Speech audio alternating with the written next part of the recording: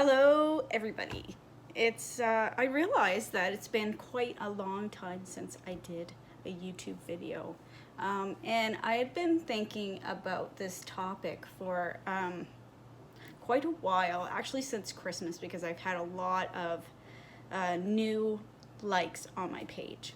So, what I've been thinking about discussing is how do you make a good bar of soap? What makes a good bar of soap? And why is my soap, let's say, better than store-bought soap or better than Joe Schmo's soap down the road?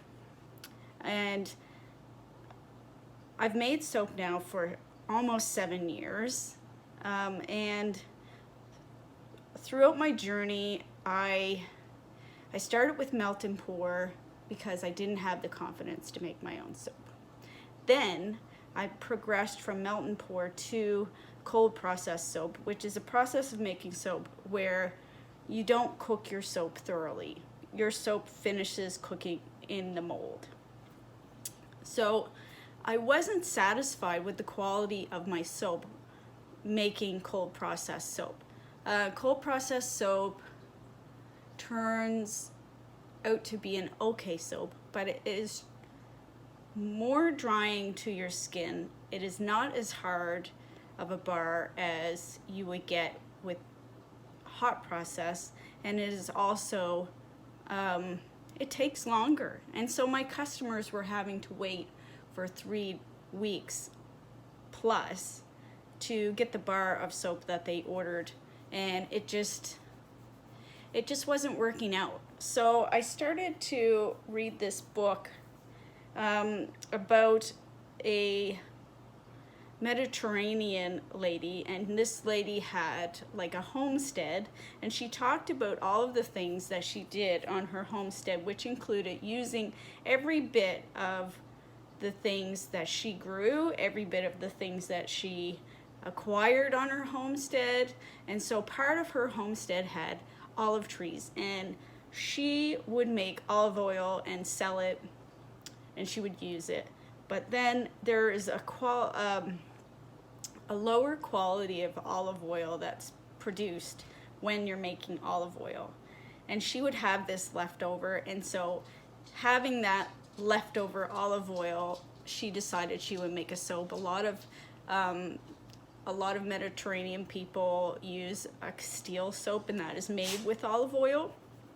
So her recipe was in this book, and her recipe had lard in it because she had animals and she produced her own lard.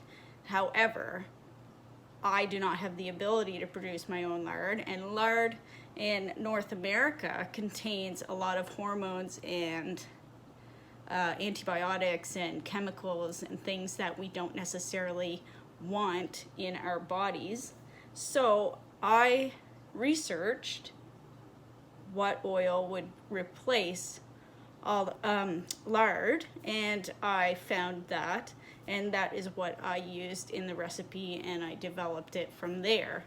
And so I began using that, but that as well wasn't exactly as hard as I wanted it. I wanted a bar that would last a lot longer and not get too slimy in your soap dish. So just within the last 2 years, I have been researching how to make a harder bar without using chemical hardener or beeswax, because a lot of my vegan friends do not like beeswax.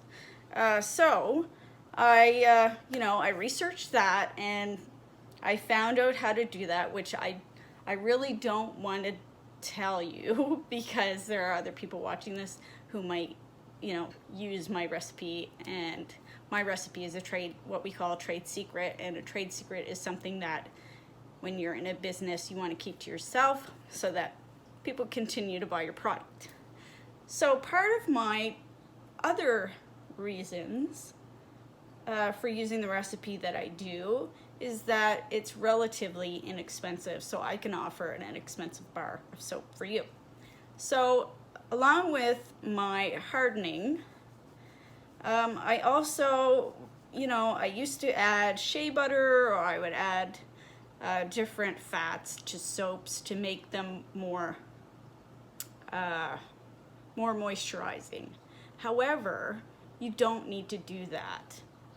You don't need to add anything fancy. You don't need to add shea butter or almond oil or almond butter or whatever people, jojoba oil, anything like that to make your soap a moisturizing soap. You just need a really good recipe.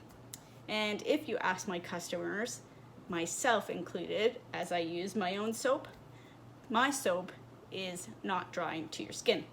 So, so that's, what makes a good bar of soap is a quality recipe with quality ingredients.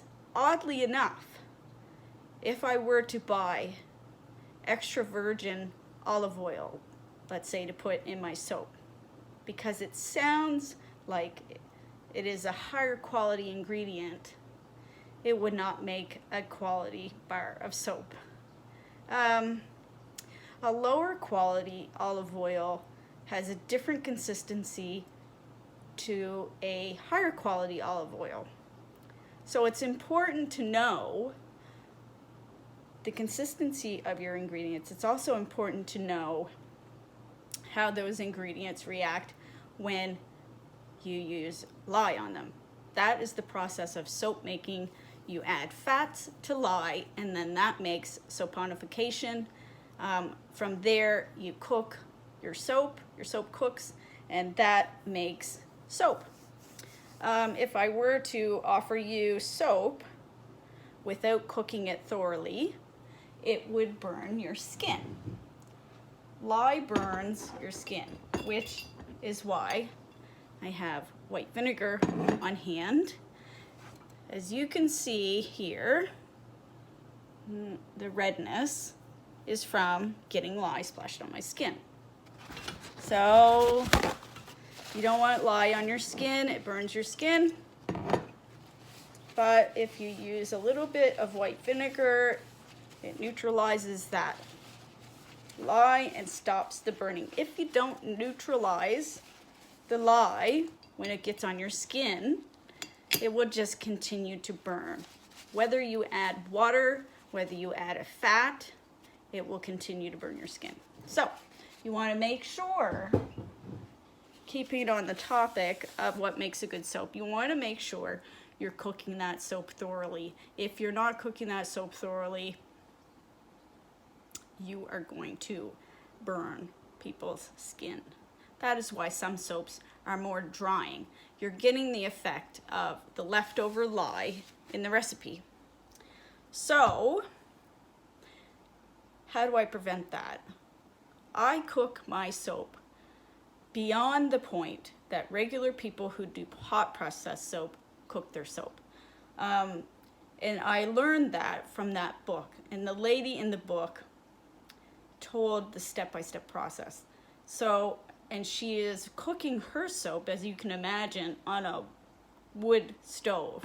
Now I cook mine in a slow cooker because I know it has consistent heat all around my soap.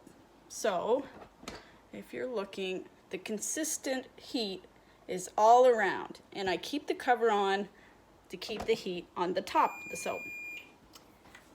The timer went off. That's what you heard. Now, there are certain methods and certain times which you stir and certain times which you continue to stir and don't stop stirring until your process is done with this method that I use. So my timer went off, and because of my former background as a cook, I am a timer user. It's a good habit to have when you're cooking or making anything.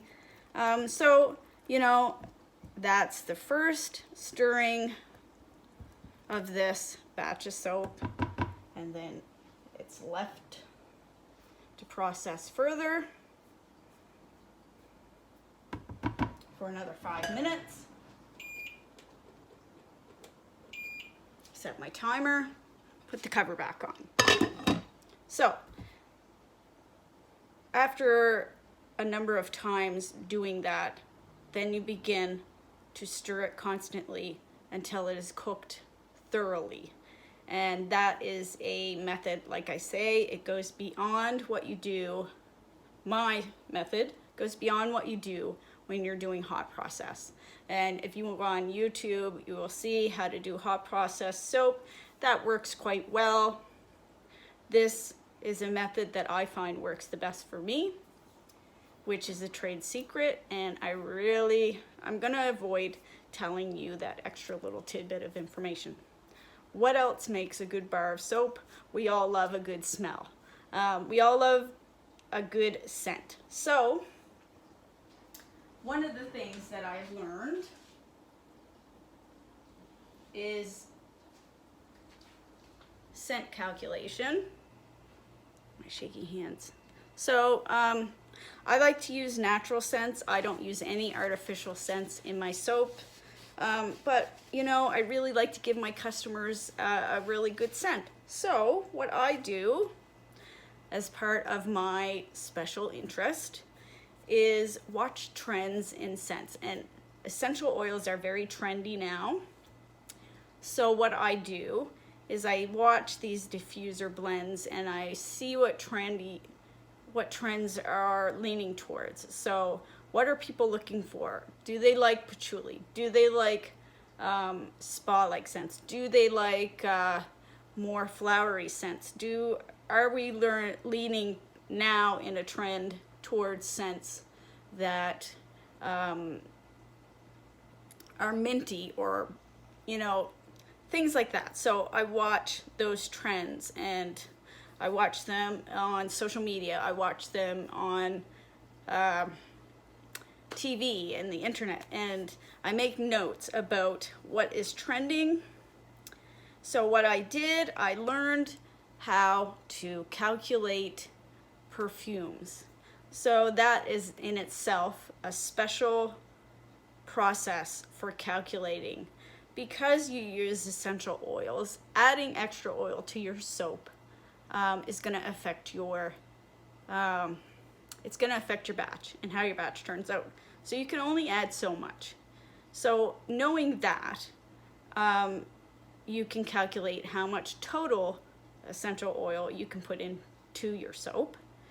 Once you know the total amount of essential oil you can put in your soap, then you can look at top, middle, and bottom notes. So once you know a top note, a middle, a bottom note, then you know how much of each oil to make that amount of oil that you're putting into your batch. I'm trying to explain this, but I'm terrible at explaining things, so just stay with me. Once you know your top, middle, and bottom notes, there are also other rules that you need to abide by. So there are certain oils that can really burn your skin and can really be harmful to your skin in certain quantities. So let's take cinnamon, for instance. Cinnamon cannot be added to anything in a higher quantity than, let's say, 5 mils. You don't want to go any higher than that within your batch of whatever, within, like, say, a batch of soap, because if you do, you risk burning your skin. So knowing that, and if you're using cinnamon in your batch, then you have to calculate depending on, you know, how much cinnamon. So if you can't add more than 5 mils to your batch, then you need to calculate out where where cinnamon finds its place within your perfume recipe. There are also other oils that are like that. Ginger, black pepper, those kinds of oils that if you put it on your tongue, it burns. Then it will burn your skin. Cinnamon is one in particular that can actually give you quite severe burns. So you need to be careful about that as well. So once you know all of that, once I go through all of that calculation, my timer again. Once I know all that calculation, then I can come up with my scent. So then coming up with my scent, I make it at the beginning of my recipe because your scent then needs to develop. So I don't know if my shaky hands, if you can see the difference in the color. So the difference in the color of this is the development of the scent. So as I put the oils into the cup, they're going to be settling and mixing and developing together. And so that is going to also affect your scent. So it's a lot of things to take in to make a good batch of soap. Luckily for me, I am really interested in learning all of this. The other part of my soap making skill in making a good soap is being a herbal artisan. You'll notice that on my business card. And that means that I have also studied the use of herbs and how they affect your skin, how they are good for your skin, and how they are bad for your skin. So that's another thing that I spend a great deal of time studying, learning, and making notes and all of that fun stuff. So I use that knowledge to know what herbs that I want to put in my soap. And my goal in the future is to grow all of the herbs that I use within my soap. So right now I grow mint, I grow rosemary, I grow thyme, I grow lavender, I grow chamomile, and I grow calendula. Plantain is a wild herb, and there are a lot of wild herbs and wild ingredients that I also use in my soap.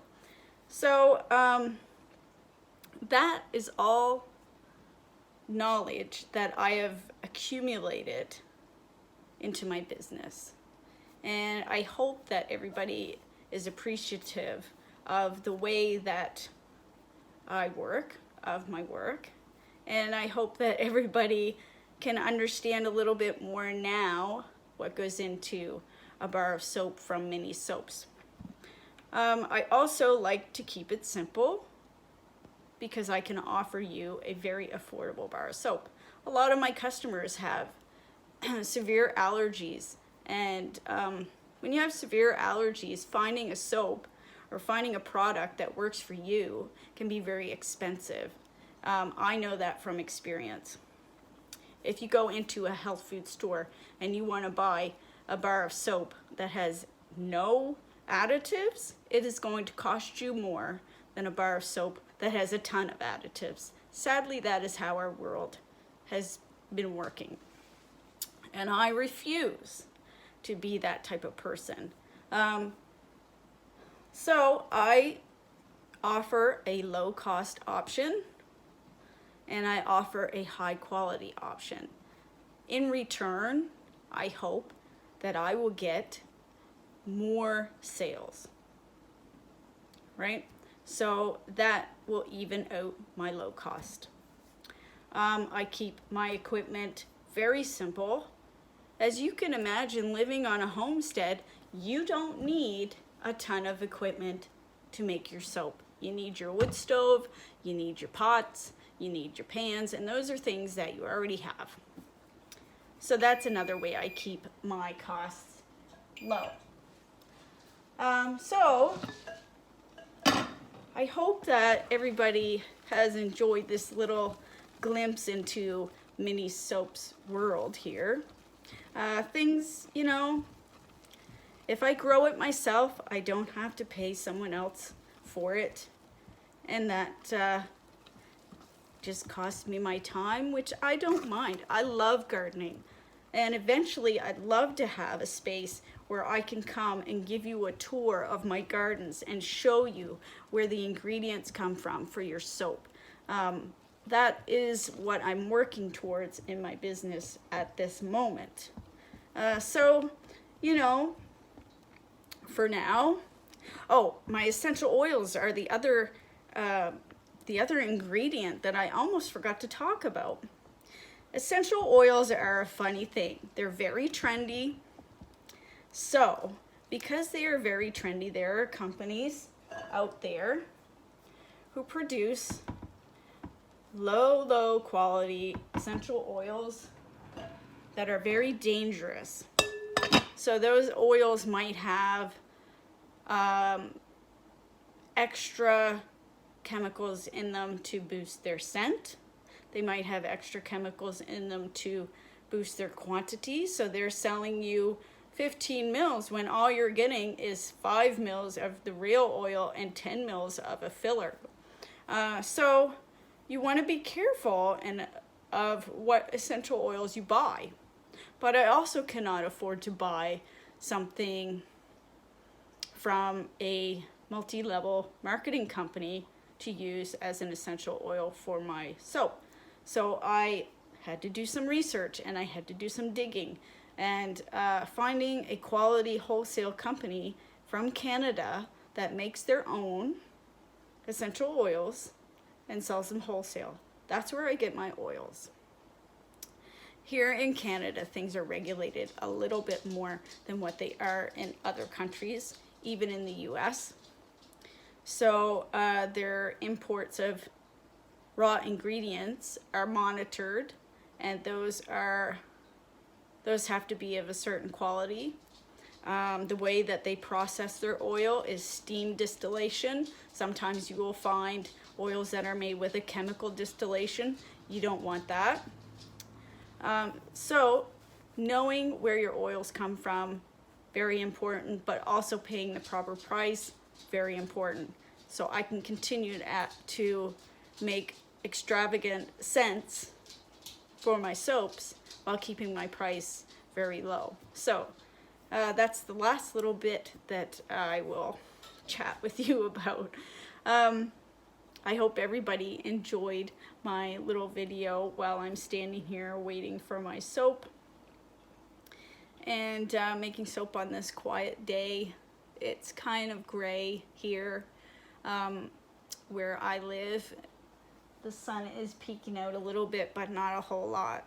So, you know, I thought I'd just pop on and do a little video for all those people who are just hopping on my page and seeing what I'm doing. I'm always excited to offer new things and new scents, and I try to use my writing skills to put you in a place that I am when I make a scent. So today's soap is Open Window, and it really is like a breath of fresh air. It has geranium, lemon, and patchouli. So just picture yourself that first beautiful day in spring when you can throw open your windows and that fresh air comes in and you feel invigorated and uplifted, that you know that spring is on its way and summer is going to be on its way and flowers are going to be popping up. That's where my mind goes when I smell this smell. So yeah, I hope you all enjoyed it. Feel free to subscribe because I will be making more videos. I do apologize for the lag in adding content. And you know, feel free to like me on Facebook. It's at Minnie's Soaps. I'm also on Instagram under Debbie J. Wombold or Minnie's Soaps. And you can find me on Pinterest as well. And you can see what inspires me to make soap. And you can see my products showcased on there. Anyway, I'm going to get to it because now is the time when I'm going to be stirring and stirring and stirring. So I will talk to you all later. Have a great day. Stay safe.